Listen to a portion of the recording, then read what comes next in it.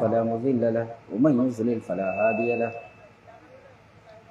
وأشهد أن لا إله إلا الله وحده لا شريك له وأشهد أن محمدا عبده ورسوله يا أيها الذين آمنوا اتقوا الله حق تقاته ولا تموتن إلا وأنتم مسلمون يا أيها الناس اتقوا ربكم الذي خلقكم من نفس واحدة وخلق منها زوجها وبث منهما رجالا كثيرا ونساء واتقوا الله الذي تساءلون به والأرحام إن الله كان عليكم رقيبا يا أيها الذين آمنوا اتقوا الله وقولوا قولا سديدا يصلح لكم أعمالكم ويغفر لكم ذنوبكم ومن يطع الله ورسوله فقد فاز فوزا عظيما أما بعد فإن خير الحديث كتاب الله وخير الهدي هدي محمد صلى الله عليه وسلم وشر الأمور محدثاتها وكل محدثة بدعة وكل بدعة ضلالة الضلالة في النار أعوذ بالله من الشيطان الرجيم بسم الله الرحمن الرحيم فإن آمنوا بمثل ما آمنتم به فقد اهتدوا. حضرات علماء کرام، محترم بزرگوں، نوجوان بھائیوں، پیارے بچوں، پرورشی ماں، موضوع ہے عظمت صحابہ. تو ہم بلا کسی تمہید کے براہ راست اپنے موضوع پر آتے ہیں.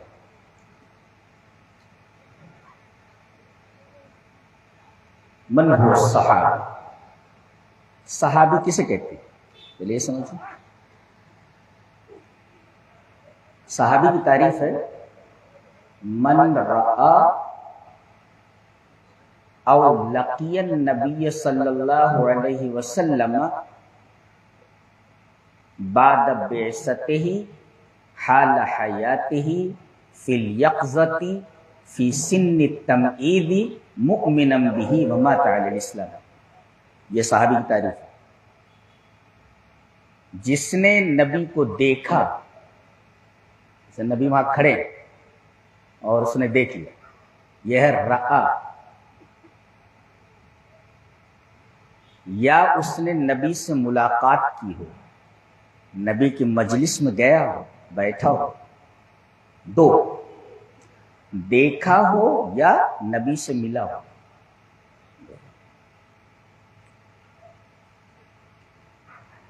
کب؟ بعد بعثتہ، نبی کریم صلی اللہ علیہ وسلم کو نبی بنائے جانے کے بعد، پہلے نہیں. اور آپ کو معلوم ہے کہ آپ کو نبی کب بنایا گیا؟ جب غار حرا میں پہلی وحی آپ پر اتری، 40 سال کی عمر میں.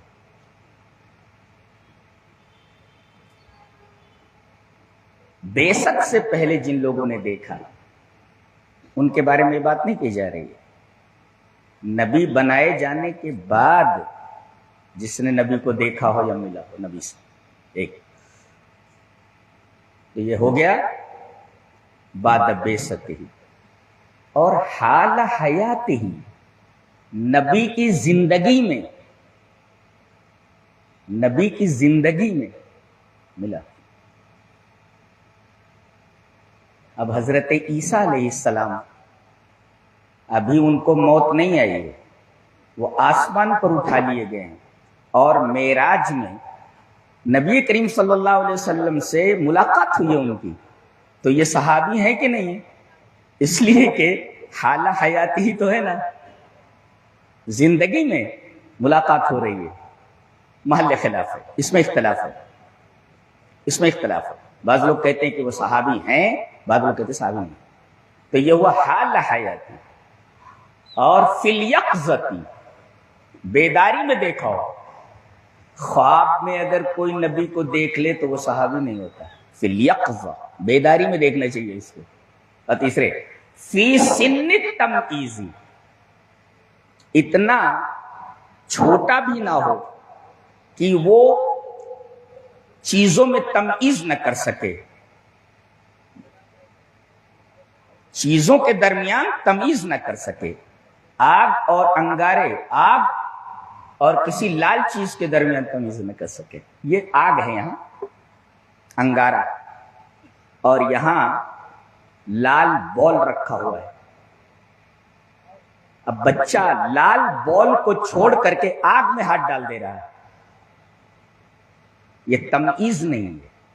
وہ تمیز نہیں کر پا رہا ہے کہ یہ بال ہے یا یہ بال ہے, یہ آگ ہے یا یہ بال ہے.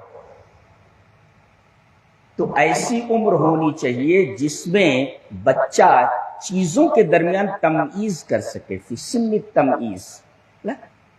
اور مؤمنم بھی, آپ پر ایمان بھی لایا ہو, ایک, اور آخری وَمَاتَ عَلَى الْإِيمَانِ وَالْإِسْلَامِ, اور اس کی موت بھی اسلام کے اوپر ہوئی ہو. اتنے قیود ہیں, اتنی قیدیں لگی ہوئی ہیں. یہ ساری قیدیں جس بھی انسان کے اوپر فٹ آئیں, منطبق جمع ہو جائیں, دیٹ از کالڈ صحابی. صحابی کہا جاتا ہے, سمجھے؟ اور یہ معمولی لوگ نہیں ہیں. آئیے دیکھتے ہیں کتنے بڑے لوگ ہیں. حدیث اس طرح وان عبداللہ بن مسعود رضی اللہ تعالی عنہ قال ان اللہ نظر فی قلوب العباد فوجد قلب محمد صلی اللہ علیہ وسلم خیر قلوب العباد ثم نظر فی قلوب العباد بعد قلب محمد صلی اللہ علیہ وسلم فوجد قلوب اصحابہ خیر قلوب العباد.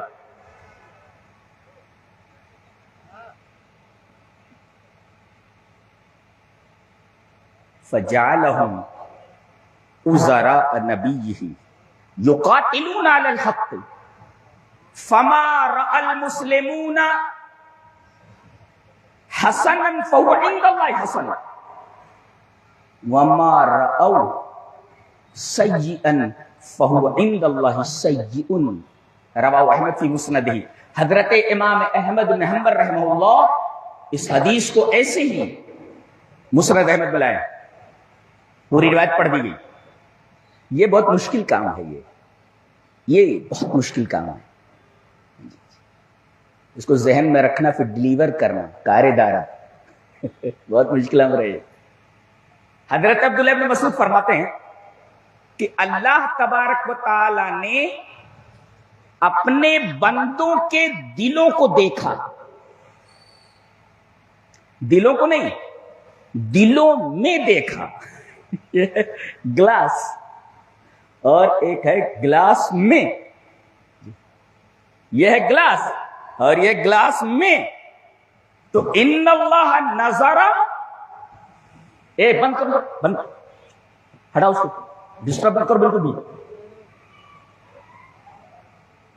بند کرو جی, بعد میں پی لینا. سبحان اللہ. کچھ سمجھ میں آ رہا ہے, کچھ سمجھ میں ایک دم سمجھ میں کچھ آ رہا ہے. کتنا سینسٹیو موضوع ہے, کچھ سمجھ میں آ رہا ہے. ان اللہ نظر فی قلوب العباد, یہ دل ہے بندوں کا, بندوں کے دلوں کو نہیں, فی ان دیئر ہارٹس, ان کے دلوں میں دیکھا. کس نے؟ اللہ نے. تو تمام بندوں میں سب سے بہتر دل محمد کا دل پایا صلی اللہ علیہ وسلم. ثابت یہ ہوا کہ کائنات میں تمام انسانوں کے دلوں میں سب سے خوبصورت, سب سے بہتر دل جناب محمد رسول اللہ صلی اللہ علیہ وسلم. یہ ہے ہمارے نبی کی فضیلت. کافی ہے, کافی ہے. جس کا دل سب سے بہترین ہو, سب سے خوبصورت ہو, اور اللہ کی نگاہ میں سب سے خوبصورت ہو, سب سے بہتر ہو, اس سے بہتر انسان کون ہو سکتا ہے؟ اس لیے کہ اعمال کا پورا مدار دل کے اوپر ہوتا ہے, اور انبیاء آتے ہیں دل کے اوپر محنت کرنے کے لیے. پہلے دل بناتے ہیں وہ, پھر دل خراب ہو جائے تو پورا باڈی کا سسٹم اور اس کا نظام خراب ہو جاتا ہے. تو اللہ نے تمام دنیا کے اپنے بندوں کے دلوں میں دیکھا, تو سب سے بہتر دل اپنے بندوں میں محمد کا دل پایا صلی اللہ علیہ وسلم. پھر ثم نظر فی قلوب العباد بعد قلب محمد صلی اللہ علیہ وسلم. نبی کریم صلی اللہ علیہ وسلم کے دل میں دیکھنے کے بعد اور بندوں کے دلوں میں اللہ نے دیکھا. فوجد قلوب اصحابہ، تو اللہ نے پایا کہ میرے نبی کے صحابہ کا دل دنیا میں میرے تمام بندوں سے زیادہ بہتر ہے. خلاص یہ نبی کریم صلی اللہ علیہ وسلم کی فضیلت ہے، اور یہ پھر صحابہ کرام رضوان اللہ تعالی علیہ مجمعین کی فضیلت ہے. جی سب سے خوبصورت دل کس کا؟ تمام بندوں میں نبی کا. اور پھر اس کے بعد دنیا میں جتنے بندے اللہ کے ہیں ان میں سب سے بہترین دل کن کے؟ نبی کے جو تربیت یافتہ تھے، نبی کے جو شاگرد تھے، صحابہ کرام رضوان اللہ تعالی علیہ مجمعین کا دل ہے. یہ ان کے فضیلت کے لیے کافی ہے. اچھا، پہلے ایک آ گیا، ابن مسعود فرماتے ہیں کہ وان عبداللہ بن مسعود رضی اللہ تعالیٰ عنہ قال ان اللہ نظر فی قلوب العباد فوجد قلب محمد خیر قلوب العباد تو فاصطفاہ لنفسہ فابتعثہ برسالتی.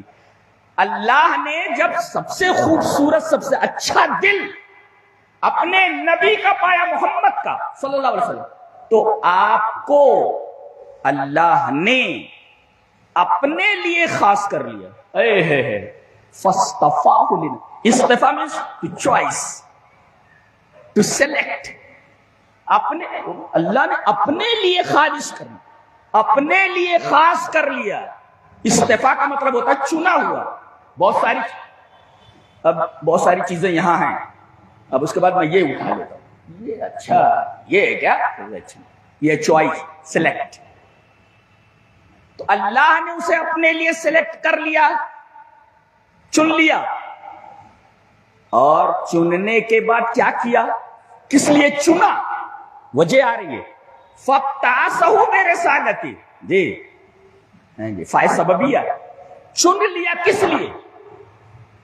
تاکہ اپنی رسالت، اپنا پیغام پہنچانے کے لیے اس نبی کو بھیجے لوگوں کے پاس. سب سے بہترین دل نبی کا اللہ نے اس وجہ سے اپنے لیے منتخب کیا، سلیکٹ کیا. اور دل چونکہ بہت اچھا تھا، اللہ نے اپنے لیے منتخب. پھر اللہ نے پوری امت کو اپنا پیغام پہنچانے کے لیے اس نبی کو بھیجا. فابتعثہ برسالتی. ایسے کوئی نہیں بھیجا جاتا، پورا چیک کیا جاتا ہے دل کو، ایسے نہیں ہوتا کوئی نبی. اور پھر اللہ نے نبی کے بعد صحابہ کرام کے دلوں کو سب سے اچھا پایا، تو فجعلہم وزراء نبیہ، اپنے نبی کا وزیر بنا دیا. یہ سارے کے سارے جتنے صحابہ ہیں سب نبی کے وزیر ہیں. یہ یقاتلون علی دینہ، یہ زندگی بھر نبی کریم صلی اللہ علیہ وسلم کے لائے ہوئے دین کے اوپر لڑتے رہے، زبان سے بھی تلوار سے بھی. جی یقاتلون علی دینہ، دین کی مدد کرتے رہے. اور مقام دیکھو آپ ان کا، فما رأى المسلمون حسنا فهو عند الله حسن. مسلمان جس چیز کو اچھا سمجھ لیں وہ اچھا، اور مسلمان جس چیز کو برا سمجھ لیں وہ برا. اچھا، یہ مسلمان کون؟ یہ جو بیٹھے ہوئے ہیں ہم لوگ؟ نہیں، مسلمون نہیں، المسلمون ہے. علامہ البانی کہتے ہیں کہ المسلمون سے مراد اجماع امت ہے. اور سب سے بہترین قول جو مجھے پسند آیا یہ قول ہے کہ اس سے مراد اتفاق صحابہ ہے. اگر صحابہ کسی مسئلے پر اتفاق کر لیں تو وہ اللہ کے نزدیک پسندیدہ ہے، اور جس مسئلے کے اندر اختلاف کرنے کے لیے اچھا نہیں ہے اللہ کے نزدیک وہ اچھا نہیں ہے. یہ صحابہ کرام رضوان اللہ تعالی علیہم کا مرتبہ ہے. اس حدیث سے ثابت ہو گیا کہ نبی کیا ہوتا ہے اور نبی کے صحابہ کون ہوتے ہیں. سب کچھ کہنے کی ضرورت نہیں. چلیے یہ عبداللہ ابن مسعود رضی اللہ تعالیٰ عنہ اور کیا بولتے ہیں دیکھ لیں. ایک تعلیم دے رہے ہیں ہمیں. یہ اپنے ساتھیوں کے بارے میں تو گفتگو کر چکے, اب ہم سے کہہ رہے ہیں. ہم سے عبداللہ ابن مسعود اپنے ساتھیوں کے بارے میں اور اپنے نبی کے بارے میں جو کہنا تھا کہہ چکے, اب ہم سے کہہ رہے ہیں. کیا کہہ رہے ہیں؟ وقال ابن مسعود رضی اللہ تعالی عنہ من کان مستنن فلیستن بمن قد مات اولئک اصحاب محمد صلی اللہ علیہ وسلم ابرها قلوبا واعمقها علما واقلها تکلفا قوم اختارهم الله لنبيه ونقل دینه فتشبهوا باخلاقهم وطرائقهم فهم كانوا على الهدي المستقيم. بغوی شرح السنہ, امام بغوی اس کو شرح السنہ کے اندر لائے. میں نے پوری امانت کے ساتھ ان کی روایت آپ تک پہنچا دی ہے ان کے لفظوں میں. حضرت عبداللہ ابن مسعود رضی اللہ تعالیٰ عنہ کی یہ روایت. حضرت عبداللہ ابن مسعود فرماتے ہیں جو آدمی کسی کی اقتدا کرنا چاہے. اچھا, لوگوں نے کتنے لوگوں کو اپنا مقتدا بنا رکھا ہے اور اس کے مقتدی بنے پھر رہے ہیں. حضرت عبداللہ ابن مسعود فرما رہے ہیں کہ اقتدا کس کی کرنا, کس کے پیچھے چلنا. بتایا جو چاہے کہ کسی کی اقتدا کرے, سنت کا مطلب راستہ, کسی کے راستے پر چلے.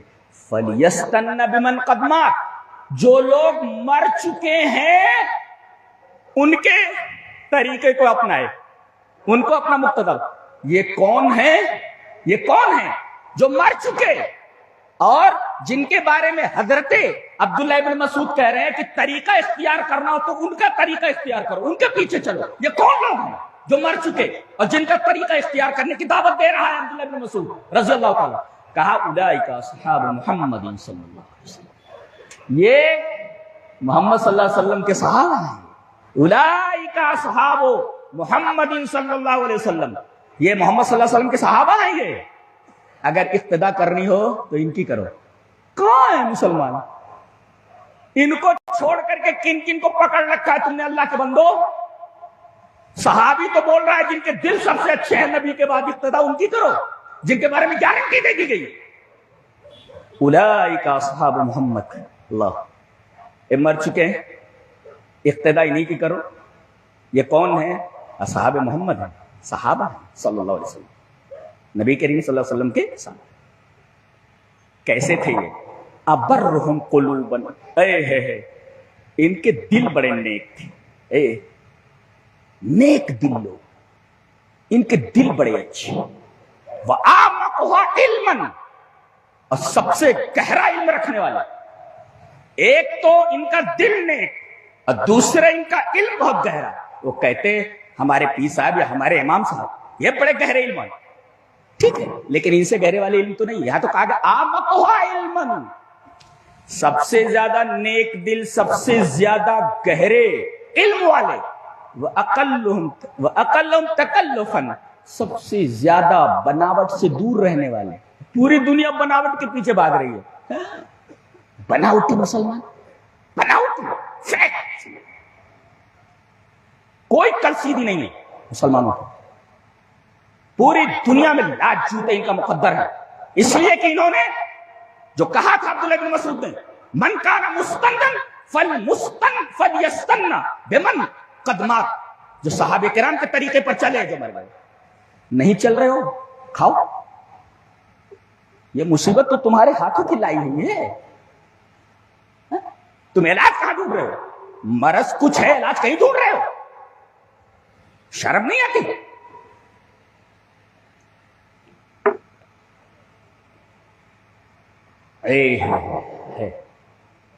قال ابن مسعود رضی اللہ تعالی عنہ من کان مستنن فلیستن بمن قد مات اولئک اصحاب محمد صلی اللہ علیہ وسلم ابرہم قلوبا, سب سے نیک دل, واعمقها علما, سب سے زیادہ گہرے علم والے. وَأَقَلُّهُمْ تَكَلُّفًا، بہت کم تکلف کرنے والے سے، تکلف ان کی زندگی میں تھا ہی نہیں۔ اور کون لوگ ہیں یہ؟ قوم، یہ ایسے لوگ ہیں اختارہم اللہ لنبیہ، اللہ نے ان کو منتخب کیا ہے اپنے نبی کے لیے۔ کوئی کہتا مرتد ہو گئے، تیرا دماغ خراب ہے، مرتد ہو گئے سارے صحابہ، سارے صحابہ مرتد ہو گئے۔ ارے جس کو اللہ منتخب کر لے اپنے نبی کے لیے وہ کیسے مرتد ہو سکتے ہیں؟ شرم نہیں آئی یہ بات کہتے ہوئے؟ قوم، یہ لوگ ایسے ہیں کہ اختارہم اللہ لنبی، ان کو اللہ نے پسند کیا تھا اپنے نبی کے لیے، وہ نقل دین ہی، اور اللہ نے جو دین نبی کے اوپر نازل کیا تھا کتاب اور سنت، ان کو پھیلانے کے لیے یہ منتخب کیے گئے، یہ منتخب کیے گئے کہ یہ پہنچائیں گے نبی کا پیغام۔ اچھا کہہ رہے ہیں جب یہ ساری صفات صحابہ میں موجود ہے فتشبہوا باخلاقہم، تو تم صحابہ کرام کے اخلاق اختیار کرو، وطرائقہم، اور ان کے راستے پر چلو۔ کیوں؟ فہم کانوا علی الہدی المستقیم، اس لیے کہ یہی لوگ صراط مستقیم پر ہیں۔ پتہ یہ چلا کہ ہم جو دعا کرتے ہیں اہدنا الصراط المستقیم، اے اللہ ہمیں صراط مستقیم کی ہدایت دے، صراط مستقیم کی تفسیر یہاں کی گئی ہے کہ جو صحابہ کرام کا راستہ ہے وہ ہے صراط مستقیم، اس لیے کہ فکانوا علی الہدی المستقیم، یہ ہدی مستقیم پر تھے، صراط مستقیم پر تھے۔ گویا کہ صحابہ کرام کا راستہ، گویا کہ الصراط المستقیم کی تفسیر حدیث صحابہ ہے، حدیث صحابہ، صحابہ کرام کا راستہ یہ صراط مستقیم۔ اب کیا چاہیے؟ تو ان کا اخلاق اختیار کرو، ان کے طریقے اختیار کرو۔ اللہ، تو صحابہ کرام کی تعریف معلوم ہوئی، ان کا مقام و مرتبہ معلوم ہوا، ان کی اور کیا فضیلت ہے یہ دیکھ لیتے ہیں۔ حدیث اس طرح، وعن عبداللہ بن عباس رضی اللہ تعالی عنہما قال قال رسول اللہ صلی اللہ علیہ وسلم من سب صحابی فعلیہ لعنت اللہ والملائکۃ والناس اجمعین، رواہ البخاری کتاب المناقب۔ اللہ، حضرت عبداللہ بن عباس فرماتے ہیں کہ نبی اکرم صلی اللہ علیہ وسلم نے ارشاد فرمایا کہ جو میرے صحابہ کو برا کہے اس پر اللہ کی لعنت، فرشتوں کی لعنت، دنیا کے تمام انسانوں کی لعنت اس کے اوپر، فعلیہ لعنت اللہ والملائکۃ والناس اجمعین۔ دیکھ رہے ہیں کیا مقام ہے صحابہ کا؟ یہ تاریخی شخصیت نہیں ہے، یہ سب قرآنی شخصیت ہے، لہذا ان پر بحث ہی نہیں کی جا سکتی۔ جیسے قرآن پر اعتراض نہیں کیا جا سکتا، تاریخ کے اوپر اعتراض کیا جا سکتا ہے، مگر قرآن کے اوپر اعتراض نہیں کیا جا سکتا۔ اور صحابہ کرام یہ تاریخی شخصیت نہیں ہے، سب قرآنی شخصیت ہے۔ جو ان پر اعتراض کرے لازم آئے گا کہ یہ قرآن حکیم پر تنقید ہے، یہ قرآنی شخصیت ہے، یاد رکھا جائے۔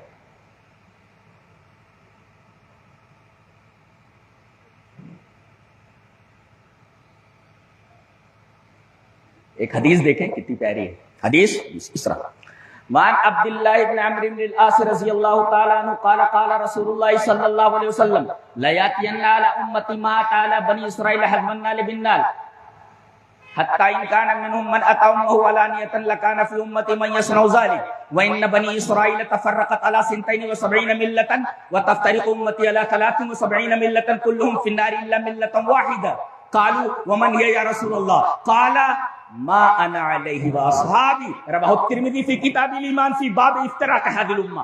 حضرت امام الترمذی رحمہ اللہ اس حدیث کو اسی طریقے سے ترمذی شریف میں لائے ہیں کتاب الایمان میں، جہاں باب انہوں نے قائم کیا، چیپٹر ہے کتاب الایمان اور باب ہے باب افتراق هذه الامہ۔ اور حضرت عبداللہ ابن عمرو بن عاص رضی اللہ تعالیٰ عنہ سے روایت کے راوی ہیں، کہتے ہیں کہ نبی نے فرمایا کہ ایک زمانہ ایسا آنے والا ہے کہ میری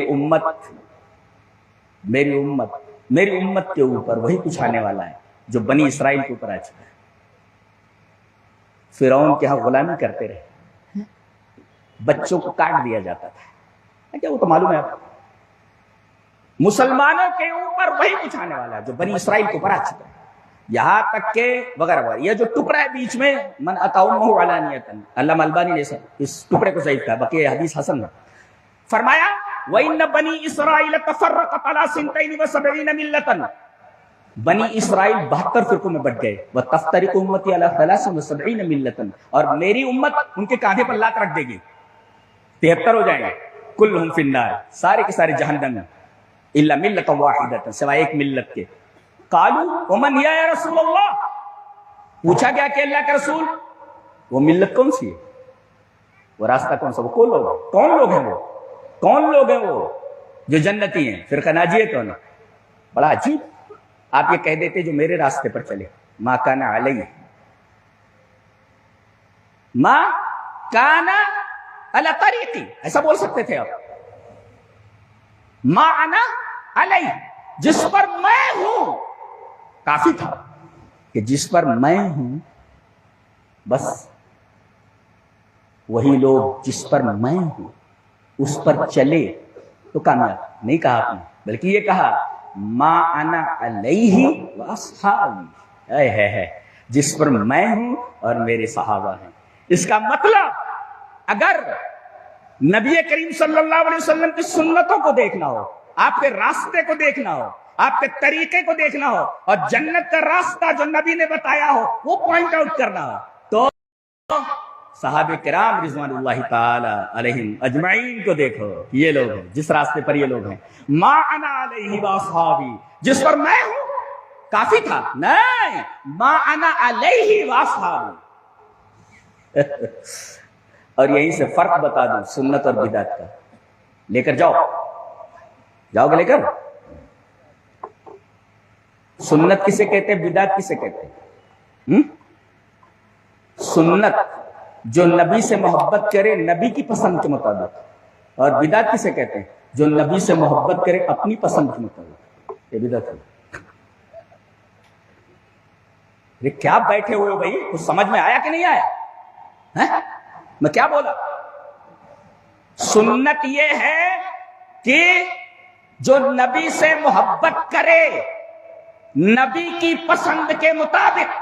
اور بدعت کسے کہتے ہیں؟ جو نبی سے محبت کرے اپنی پسند کے مطابق، کہ ہم اس طرح محبت کر نہیں چلتا. وہ یہ جو کیا جا رہا ہے، یہ سب کچھ ہو رہا ہے، یہ کون سنت ہے؟ یہ تو نبی کی پسند نہیں ہے.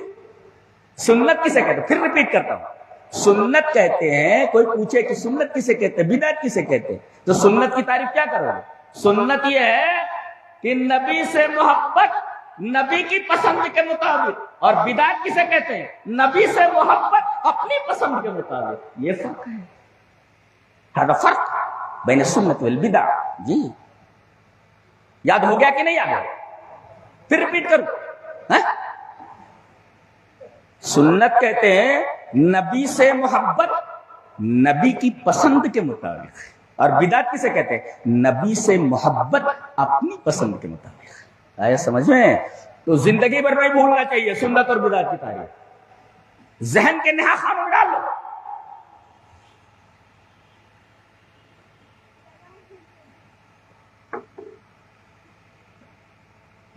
تو یہ صحابہ کون تھے؟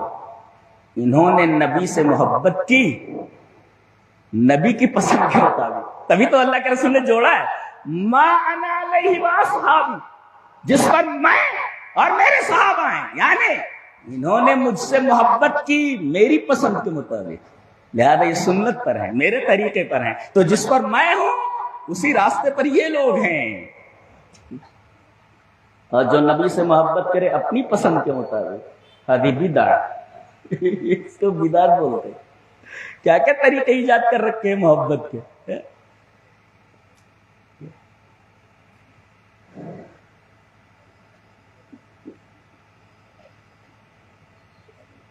کہتے ہیں، آپ لوگ متوجہ ہیں میری طرف، بہت دقیق بات کہنے جا رہا ہوں. ایک حضرت ہیں، وہ ٹی وی کے اوپر ڈیبیٹ کرتے ہیں. عربی زبان جانتا ہے وہ، انگریزی زبان جانتا ہے، پرشین جانتا ہے، اردو جانتا ہے. ڈیبیٹ کرتا ہے، عرب کے علماء سے ڈیبیٹ کرتا ہے، بحث کرتا ہے. کیا بولتا ہے؟ ابو بکر اور عمر کا ایمان ثابت کرو، عائشہ رضی اللہ تعالیٰ عنہ کا ایمان ثابت کرو، یہ سب کافر تھے، ایسا بولتا ہے نوز باللہ، کافر تھے ایسا بولتا ہے، اس لیے کہ یہ نبی کے انتقال کے بعد مرتد ہو گئے تھے، دین سے پھر گئے تھے، دین سے پھر گئے تھے۔ یہ صحابہ کرام پر ایک اعتراض، ہم جواب دیتے ہیں اس کا، پوچھو اس سے کہ اللہ نے کیا فرمایا؟ والسابقون الاولون من المہاجرین والانصار والذین اتبعوهم باحسان رضی اللہ عنہم ورضوا عنہ۔ یہ نبی پر ایمان لانے والے پہلے مہاجرین میں سے، انصار میں سے، اور ان کے بعد ایمان لانے والے، یہ سب اللہ ان سے راضی ہو گیا اور وہ اللہ سے راضی ہو گئے۔ اب آج سمجھ میں آیا کہ یہ رضی اللہ عنہ کہنے کے بعد ورضوا عنہ کیوں کہا گیا ہے؟ بھئی یہ ٹھیک تھا، اللہ ان سے راضی ہو گیا، کافی تھا نا۔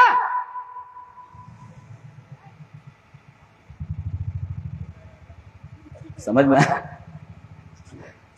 آ رہا ہے؟ میرا اسٹینڈرڈ یہی ہے، میں اسی اسٹینڈرڈ سے بولتا ہوں، مجھے وہ اور اسٹینڈرڈ جمتا نہیں، میرا اسٹینڈرڈ یہی ہے، میرا لیول یہی ہے، تو سمجھنے کی کوشش کرو۔ تو ایک ہے رضی اللہ عنہ، اللہ ان سے راضی ہو گیا، کافی تھا، لیکن اللہ نے صرف یہ نہیں کہا کہ میں ان سے راضی ہو گیا، اللہ یہ بھی فرما رہا ہے کہ یہ جتنے صحابہ ہیں میرے نبی کے، یہ سب مجھ سے راضی ہو گئے۔ کیا سمجھ میں آیا؟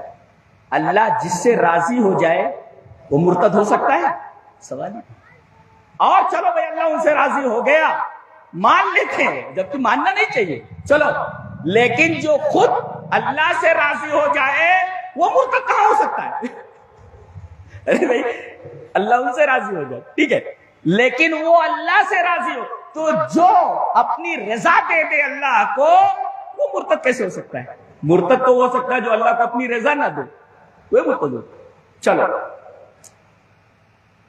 اللہ نے تمام صحابہ کے لیے یہ کہہ دیا رضی اللہ عنہم ورضوا عنہ، اللہ ان سے راضی ہو گیا، وہ اللہ سے راضی ہو گئے، یہ اللہ نے کہہ دیا۔ اگر یہ کہا جائے کہ یہ خوشخبری سنانے کے بعد کہ اللہ ان سے راضی ہو گیا، ان کے لیے جنت تیار ہے، بعد میں یہ مرتد ہو جائیں تو کیا لازم آیا؟ لازم یہ آیا کہ اللہ کو علم نہیں تھا کہ یہ بعد میں مرتد ہو جائیں گے، ایسا کہنے والا کافر ہے۔ اور اگر یہ کہے کہ اللہ کو معلوم نہیں تھا، ہم کو معلوم ہو گیا کہ یہ مرتد ہو گئے تھے، اس صورت میں بھی کافر ہے، دونوں صورتوں میں کافر ہے، دونوں صورتوں میں کافر ہے وہ، اس لیے کہ اللہ نے کہہ دیا رضی اللہ عنہم ورضوا عنہ، وہ اللہ ان سے راضی ہو گیا اور وہ اللہ سے راضی ہو گئے۔ اللہ نے جب یہ خوشخبری دے دی تو یہ خوشخبری ہمیشہ کے لیے۔ اگر یہ کہہ دیا جائے کہ اللہ نے خوشخبری دے دی، بعد میں مرتد ہو گئے، تو پتہ یہ چلا کہ اللہ کا علم کامل نہیں ہے، اللہ کا علم ناقص ہے۔ اور جو یہ کہے کہ اللہ کا علم ناقص ہے، خوشخبری دے دی مگر بعد میں مرتد ہو گئے، ہذا کفر، یہ کفر ہے، ایسا عقیدہ رکھنے والا کافر ہے۔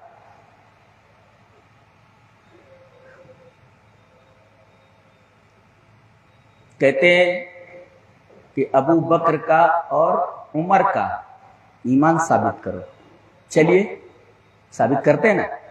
حدیث اس طرح وعن قتادہ رحمہ اللہ ان انس بن مالک رضی اللہ تعالی عنہ حدثهم ان النبي صلی اللہ علیہ وسلم صعد احدا وابو بکر وعمر وعثمان فرجف به فقال اثبت احد فانما عليك نبي وصديق وشهيدان رواه البخاری فی کتاب المناقب۔ حضرت امام بخاری رحمہ اللہ اس حدیث کو ایسے ہی بخاری شریف کتاب المناقب کے اندر لائے ہیں۔ حضرت قتادہ کہتے ہیں کہ انس بن مالک رضی اللہ تعالیٰ عنہ نے یہ بیان کیا کہ نبی کریم صلی اللہ علیہ وسلم ایک دفعہ احد پہاڑ پر چڑھے، احد پہاڑ پر چڑھے، اور آپ کے ساتھ حضرت ابو بکر بھی چڑھے، حضرت عمر بھی چڑھے، حضرت عثمان بھی چڑھے. کتنے ہو گئے؟ 4 ہو گئے نا. نبی، ابو بکر، عمر، عثمان، 4 ہوئے نا. جیسے یہ احد پہاڑ کے اوپر چڑھے، احد پہاڑ کانپنے لگا. پتھر کو، جبل کو ان کی عظمت کا احساس ہے، ان کی عظمت کا احساس ہے. یہ بون ہے، یہ کہتے ہیں کہ ان کا ایمان ثابت کرو. پتھر گواہی دے رہا ہے، پہاڑ گواہی دے رہا ہے. تیری گواہی کی کیا ویلیوشن، تیری گواہی کی کیا اوقات، تیری گواہی کی کیا اوقات ہے؟ ہلنے لگا وہ پہاڑ. نبی کریم صلی اللہ علیہ وسلم اسبت احد، اے احد ٹھہر جا، ٹھہر جا، یہ کپ کپی بند کر. فإنما علیک نبی، اس وقت تیرے اوپر ایک نبی کھڑا ہوا ہے اور ایک صدیق کھڑا ہوا ہے اور 2 شہید کھڑے ہوئے. اللہ، نبی تو آپ ہیں، صدیق حضرت ابو بکر ہیں، اور یہ دونوں کے دونوں حضرت عمر اور حضرت عثمان، یہ دونوں کے دونوں شہید ہیں. ان کو شہید کیا گیا ہے، مظلومانہ شہادت ہوئی ان کی. معلوم ہوا نبی نے خود خبر دی کہ میں نبی اور یہ صدیق اور یہ دونوں کے دونوں شہید. اگر یہ مرتد ہو جائیں، یہ ایمان والے نہیں تھے، تو پھر احد سے پوچھا جائے کہ تو کانپا کیوں؟ پھر نبی سے پوچھا جائے کہ تم نے یہ کیوں کہا اے ہمارے نبی کہ میں نبی اور یہ صدیق اور یہ دونوں شہید؟ جواب مانگا جائے. نبی کے سامنے زبان کھول سکتے ہو، نبی سے سوال کر سکتے ہو. دنیا کی واحد شخصیت ہے جس سے سوال نہیں کیا جاتا، صرف سنا جاتا ہے. یہ کوئی پیر بولے دین کے نام پر سوال کیا جا سکتا ہے، کوئی امام بولے سوال کیا جا سکتا ہے. آپ نے یہ بات کہاں سے کہی ہے؟ دلیل لائیے. صرف ایک ہستی ایسی ہے جس سے دلیل نہیں مانگی جاتی. کیوں؟ اس لیے کہ وہ سراپا دلیل ہے. وہ بولے تو دلیل، وہ چلے تو دلیل، وہ بیٹھے تو دلیل، وہ مسکرائے تو دلیل، وہ ہنسے تو دلیل. زندگی کی ہر ادا جس کی دلیل ہو اسے دلیل مانگی جائے گی. دلیل کیا ہے اس بات؟ اس کا کہہ دینا ہی کافی ہے، اس کا زبان سے بول دینا ہی یہ دلیل ہے. کیوں؟ اللہ نے فرمایا وما ينطق عن الهوى ان هو الا وحی یوحى. میرا نبی دین کے بارے میں کوئی بات کہتا ہے تو اپنی خواہش نفسانی سے نہیں کہتا. وہ جب بولتا ہے تو زبان اس کی ہوتی ہے، بات میری ہوتی ہے. جی یہ نبی کا مقام ہے. سبحان اللہ وبحمدہ. اللہ العظیم. سوال کرنا ہو تو احد پہاڑ سے جا کر کے کرو، پوچھو کانپا کیوں، کانپا کیوں تو؟ اور ہمت ہو تو نبی سے پوچھ لینا کہ آپ نے اپنے کو نبی کا ٹھیک مانتے ہیں، اس کو صدیق کیوں؟ حضرت ابو بکر رضی اللہ عنہ اور عمر اور عثمان رضی اللہ تعالیٰ عنہ، ان کو آپ نے شہید کیوں کہا؟ اس لیے کہ اللہ کے کہنے پر نبی نے کہا کہ میں نبی ہوں، یہ صدیق ہے اور یہ دونوں شہید ہیں. آپ کی زبان سے جو بات نکلی، زبان آپ کی ہے، بات اللہ کی ہے. اگر تم یہ کہو کہ ثابت کرو کہ ابو بکر کا ایمان تھا یا نہیں تھا، عمر کا ایمان تھا یا نہیں تھا، تو بھائی تو اللہ سے پوچھ لینا، اللہ سے پوچھ لینا. کتنے اعتراضات ہیں معلوم ہے. اچھا، ایک واقعہ ہے سورۃ تحریم میں. تفسیر سنتے ہیں قرآن کی؟ سنتے پڑھتے ہیں تفسیر سنتے ہیں؟ سورۃ تحریم میں ایک واقعہ ہے. اللہ تعالیٰ فرماتا ہے کہ میرے نبی نے ایک بات عائشہ اور حفصہ رضی اللہ تعالیٰ عنہما سے کہی اور یہ کہا کسی کو بتانا نہیں. یہ بات پھیل گئی، یہ بات پھیل گئی. نبی نے کہا تھا بتانا نہیں، انہوں نے بتا دیا. اللہ نے فرمایا ان دونوں کے دل ٹیڑھے ہو گئے. کن کے؟ حضرت عائشہ اور حضرت حفصہ. مخالف اعتراض کرتا ہے، کیا اعتراض کرتا ہے؟ ان دونوں کے دل ٹیڑھے ہو گئے، یہ کافر ہو گئے، لہذا رہتا ہے عائشہ کافرہ ہے۔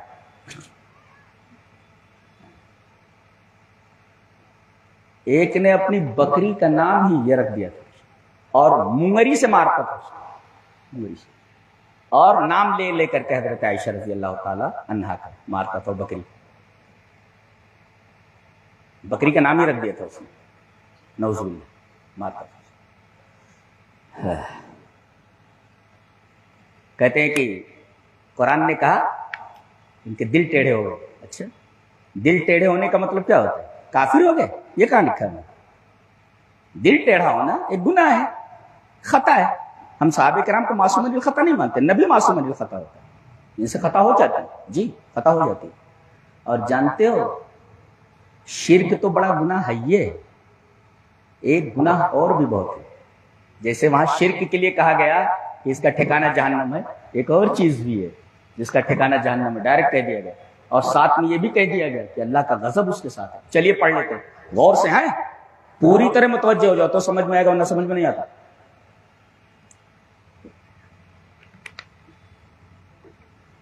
یا ایھا الذین آمنوا اذا لقیتم الذین کفروا زحفا فلا تولوهم الادبار ومن يولهم يومئذ دبره الا متحرفا لقتال او متحيزا الى فئة فقد باء بغضب من الله ومأواه جہنم وبئس المصیر۔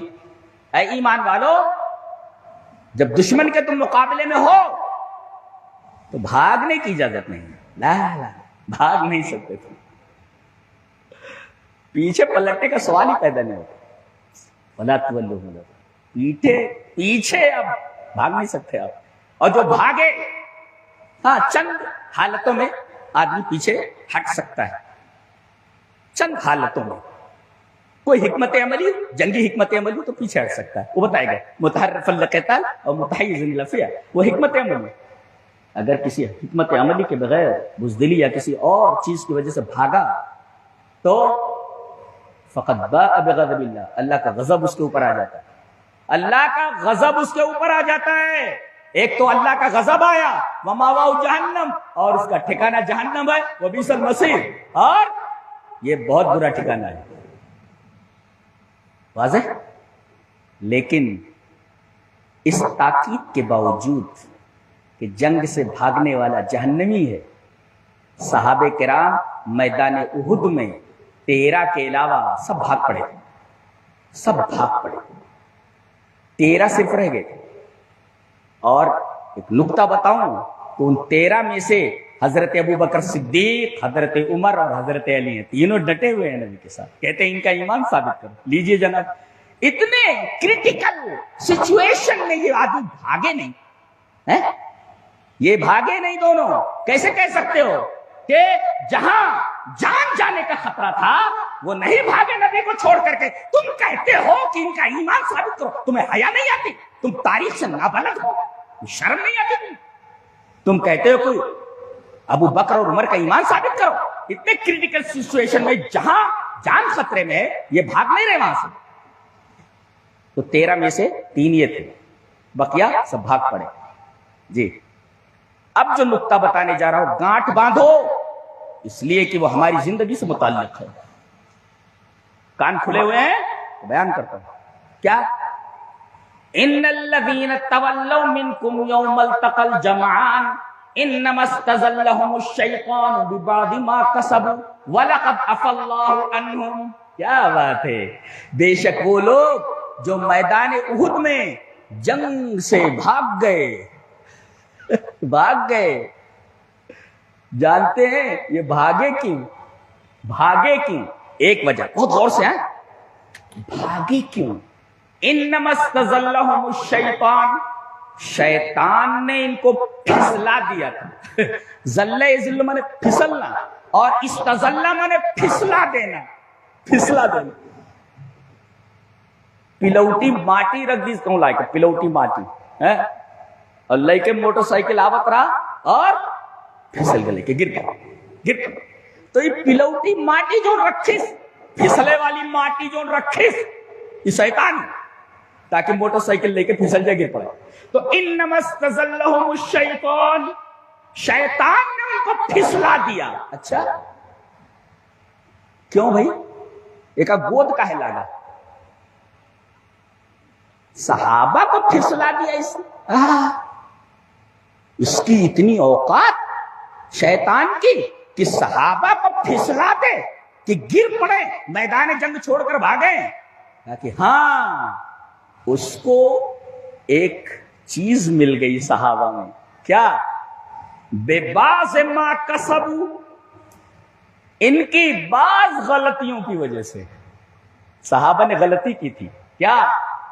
اللہ کے رسول نے کہا تھا یہ جبل عینین ہے، اس لیے کہ آپ کو معلوم ہو گیا تھا کہ خالد بن ولید 200 گھوڑوں کے ساتھ کھڑے ہوئے، اور یہ بہت کریٹیکل پوائنٹ ہے جی. جبل عینین آپ نے دیکھا ہے؟ میں تو گھوم کر کے دیکھا ہوں.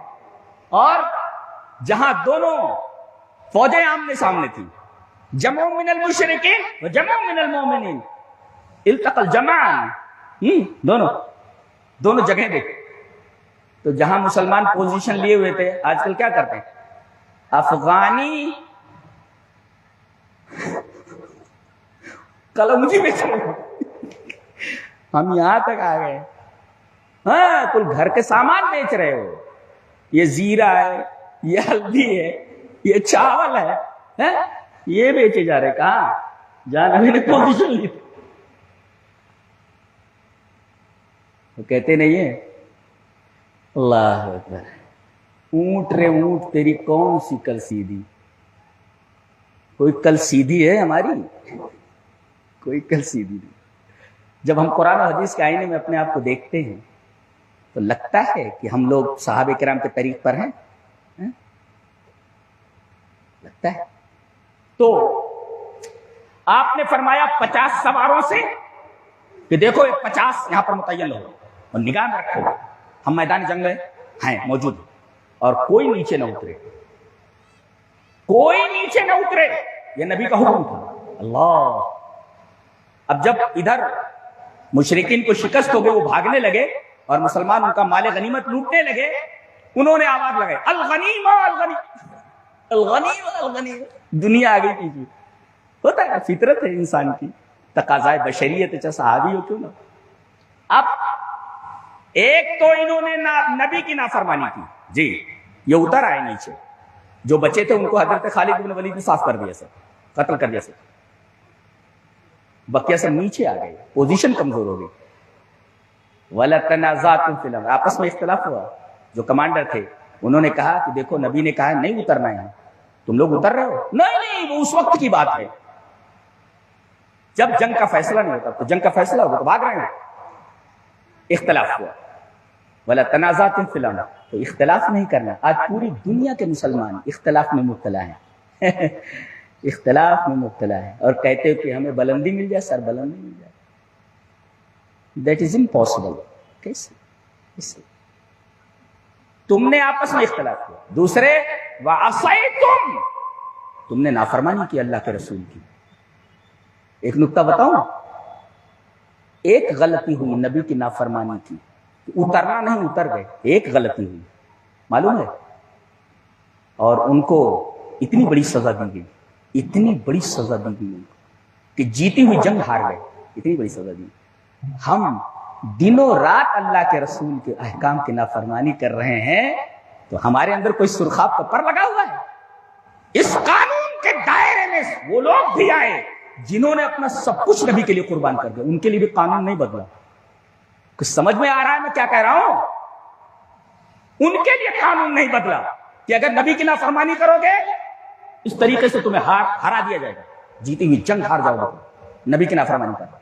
یہ قانون ان صحابہ کرام کے لیے نہیں بدلا جنہوں نے اپنا سب کچھ نبی کے پیچھے لگا دیا تھا. ہم تو ہمارا حال کیا ہے؟ دنوں رات صرف نبی کی نافرمانی میں لگے ہوئے. چاہتے سربلندی مل جائے. توبہ توبہ. زندگی کا جائزہ لینا ضروری ہے کہ نہیں؟ جائزہ لینا ضروری ہے. تو شیطان نے پھسلایا کیسے؟ وجہ بے سبب ہے، بے باز ما کسبوا. اس وجہ سے کہ انہوں نے بعض حرکتیں ایسی کر دی تھی، نبی کی نافرمانی کر دی، بے باز ما کسبو کر دی، سزا دی گئی ان کو۔ ان کے لیے قانون نہیں بدلا، ہمارے اندر سوخات پتہ لگا ہوا تو قانون بدل جائے ہمارے اندر۔ تو شیطان کو راہ کہاں ملتی ہے بہکانے کی؟ جب گناہ کا۔ علامہ ابن قیم نے بڑا بہترین نکتہ نکالا ہے، اللہ اکبر، یاد آیا مجھے، لِأَنَّ الذُّنُوبَ تَكُونُ سَبَبًا لِلذُّنُوبِ الْأُخْرَى، ایک گناہ دوسرے گناہ کا سبب بنتا ہے۔ عجیب، یعنی اگر آپ ایک گناہ کرتے ہیں، توبہ نہیں کرتے، تو پھر اس گناہ کی سزا یہ دی جاتی ہے دوسرا گناہ کرتے ہو تم، اور اگر اس سے توبہ نہیں کی تو اس گناہ کی سزا دی جاتی ہے تم کو کہ تیسرا گناہ کرو۔ اچھا، اور اس گناہ سے توبہ نہیں کرتے تو تمہیں سزا دی جاتی ہے اس گناہ کی کہ چوتھا گناہ کرو۔ ایسے ہی گناہ پر گناہ کرتے چلے جاتے ہو، تب اللہ نے فرمایا وَأَحَاطَتْ بِهِ خَطِيئَتُهُ، تو پورے دل کو ان کے گناہ گھیر لیتے ہیں۔ یہ مفہوم ہے وَأَحَاطَتْ بِهِ خَطِيئَتُهُ کا۔ هذا عجیب، هذه نکتہ، یہ مطلب ہے اس آیت کریمہ۔ تو اب دل کو چاروں طرف سے گھیر لیا ہے گناہوں نے، تو کیا سمجھ میں آئے گا؟ دل تو گھر گیا نا۔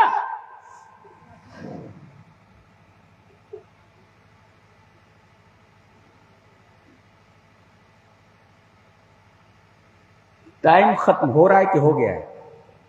چلو تھوڑا سا بیان کر دیں۔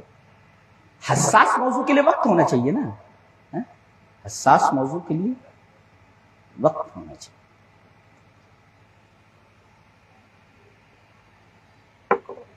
بے باز ما کسبوا، غلطی ہوئی، غلطی کی سزا دی گئی ثابت رہا۔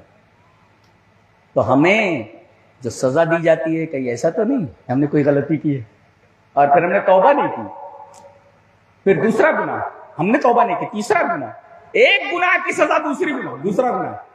اور اگر آپ کو پتہ کرنا ہو کہ میری نیکی قبول ہو گئی ہے تو سمجھو کہ آپ نیکی کے بعد نیکی کر رہے ہیں۔ خطا ہو گئی، خطا کے بعد اگر آپ نیکی کر رہے ہیں، توبہ کر رہے ہیں، پتہ یہ چلا کہ آپ کا یہ گناہ معاف کر دیا گیا ہے، تبھی تو آپ کو نیکی کی توفیق ہوئی۔ لیکن اگر گناہ کے بعد گناہ کیے چلے جا رہے ہو تو اس کا مطلب یہ ہے کہ تم نے اللہ سے توبہ نہیں کی۔ اللہ ہمیں نیک عمل اور اچھی سمجھ کی توفیق عطا فرمائے۔ وآخر دعوانا الحمدللہ رب العالمین۔